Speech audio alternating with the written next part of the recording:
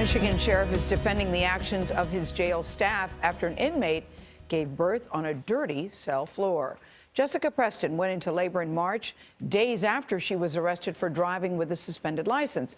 She says that her repeated pleas to be taken to the hospital were denied. DeMarco Morgan is outside the Macomb County Jail. That's about 20 miles north of Detroit, with the facility's controversial history. DeMarco, good morning. Good morning. Macomb County Sheriff Anthony Wickersham says he stands 100% behind the actions of his guards and his nurses here at the jail. But it's not the first time that his staff has been accused of ignoring the medical needs of inmates. Twice, Jessica Preston says she told nurses she was going into labor prematurely and needed to go to the hospital. Twice, she was sent back to her cell.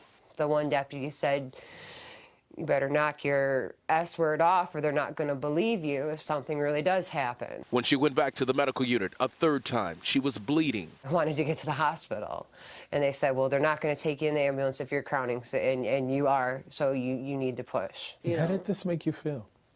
I was scared. My first son was delivered by emergency C-section because of a placental abruption. So by having this one naturally, I could have been bleeding to death on their floor, and nothing would have been known. Baby Elijah weighed less than 5 pounds when he was born 1 month early. Pink flower.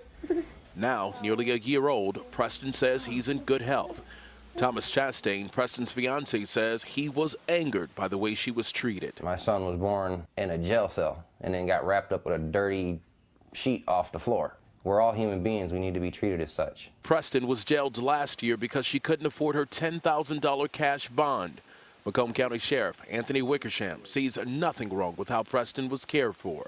Once we knew that she was experiencing pain, she was immediately taken to our infirmary and tended to by our medical staff. It was a sterile environment. Wickersham says inmates are usually taken to the hospital to give birth. In this situation, the baby came before that was able to happen. 2 federal lawsuits accuse Macomb County jail officials of depriving sick inmates medical care. In 2014, Peter Stojewski was found dead in his cell. He had been going through a painful withdrawal from doctor-prescribed methadone for more than 2 weeks. About a year earlier, Jennifer Myers died in her cell from a severe bacterial infection. Her family says she suffered for days.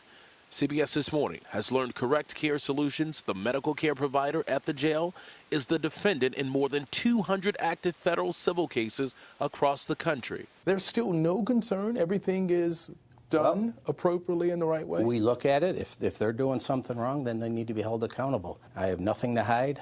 The doors are always open. Anybody wants to come on in and investigate it, please come on in. We'll give you all of the documentation. Correct Care Solutions would not comment on specific cases, but they did tell CBS This Morning, and I quote, "Our practice standards of care are held to the highest industry level in the country. And while we fully understand that the ideal place for a pregnancy is not a jail cell, we also know that through firsthand experience that a cell delivery might be the only option." Nora? All right, DeMarco, thank you.